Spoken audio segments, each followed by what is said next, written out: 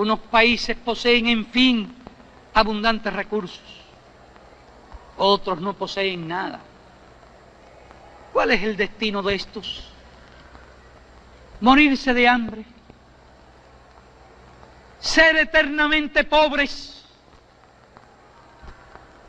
¿Para qué sirve entonces la civilización? ¿Para qué sirve la conciencia del hombre? ¿Para qué sirven las Naciones Unidas? De Cuba traigo un cantar hecho de palma y de sol, cantar de la vida nueva y del trabajo creado. Traigo un cantar de mi Cuba, de Cuba traigo un cantar.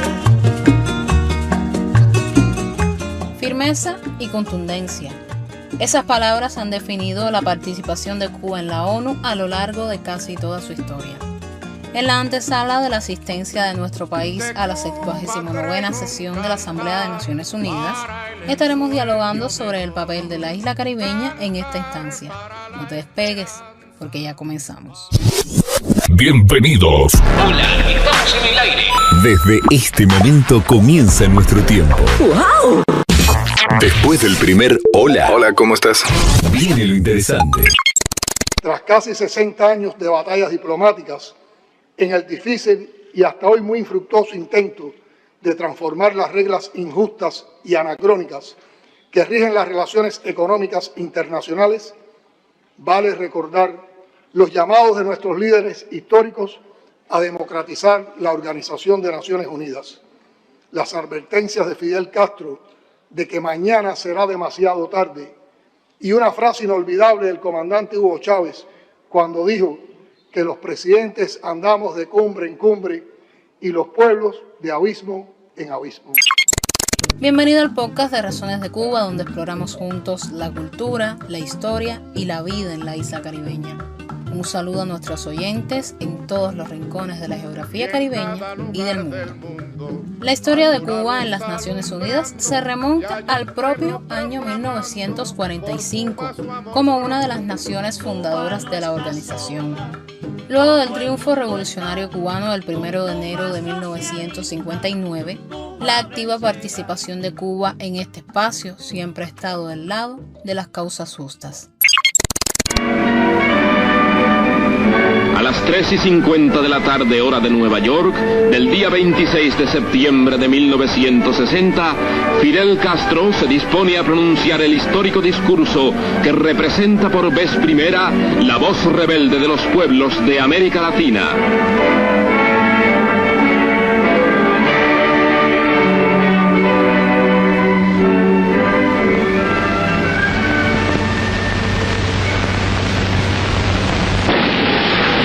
Señor presidente,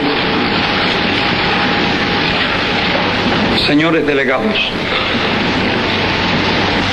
a su señoría el delegado de los Estados Unidos, aprovecho la oportunidad para decirle que hay muchas madres en los campos de Cuba y muchas madres en Cuba esperando todavía su telegrama de condolencia por los hijos que les asesinaron las bombas de los Estados Unidos.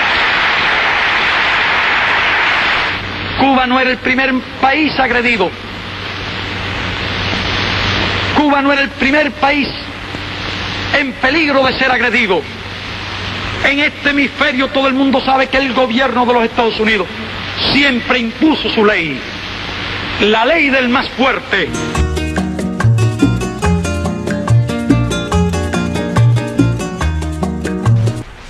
Si hay alguna institución en el mundo que sirva de ejemplo de lo que es la subordinación más ignominiosa a la política de una gran potencia, esa es sin duda la llamada Organización de Estados Americanos. Está considerada universalmente y con toda propiedad como un simple apéndice del Departamento de Estado de Washington.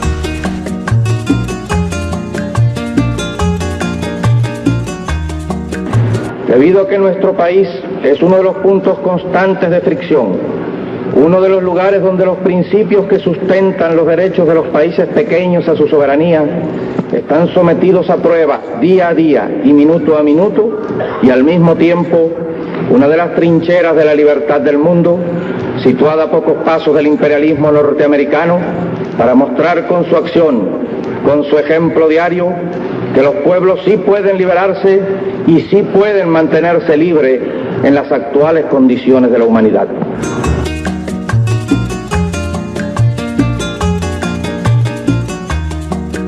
Desaparezca la filosofía del despojo y habrá desaparecido la filosofía de la guerra.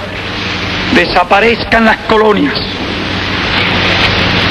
desaparezca la explotación de los países por los monopolios, y entonces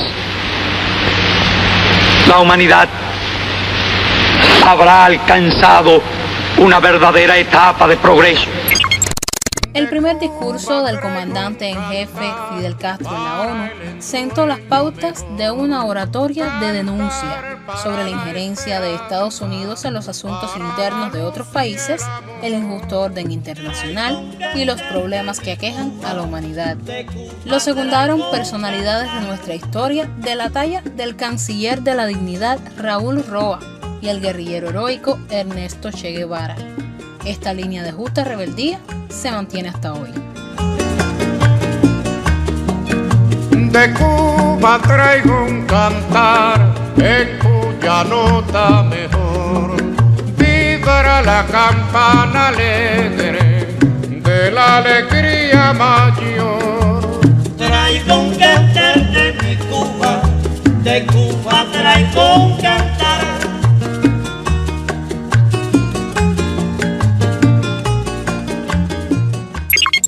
El gobierno de los Estados Unidos mantiene hacia Cuba una retórica agresiva y una política dirigida a subvertir el sistema político, económico, social y cultural de mi país. El elemento definitorio de la relación bilateral sigue siendo el bloqueo que pretende estrangular la economía cubana con el propósito de generar penuria y alterar el orden constitucional.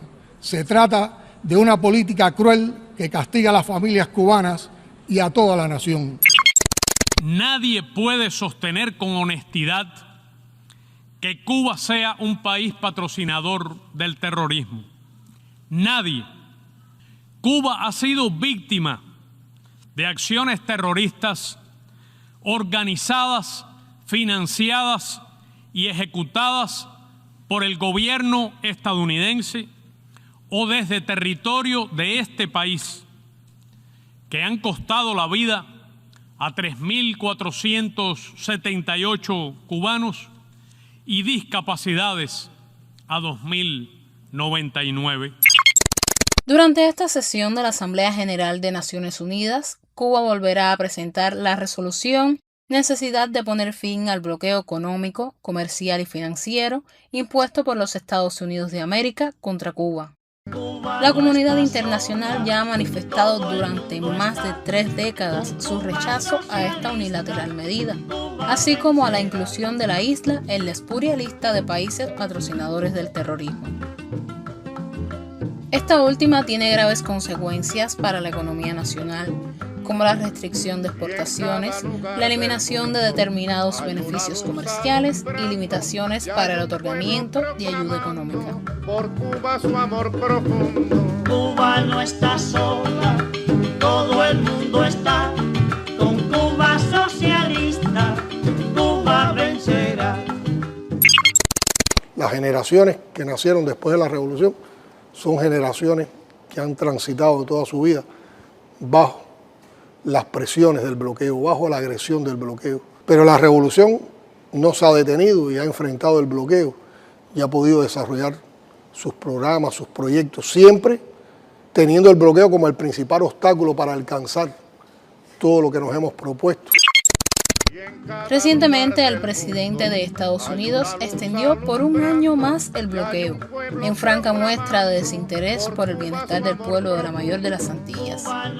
Queda claro quién viola los derechos humanos de los habitantes de la isla y cuáles son sus verdaderos intereses. Compártenos tu opinión acerca del tema y déjanos sugerencias de lo que te gustaría escuchar. Por ahora, nuestros micrófonos se apagan, pero volveremos con una nueva edición del podcast de Razones de Cuba. Hasta la próxima. Sobre el hecho miserable y el delito del culpable lo pagará con la vida. Cuba no está sola, todo el mundo está con Cuba socialista. Cuba vencerá.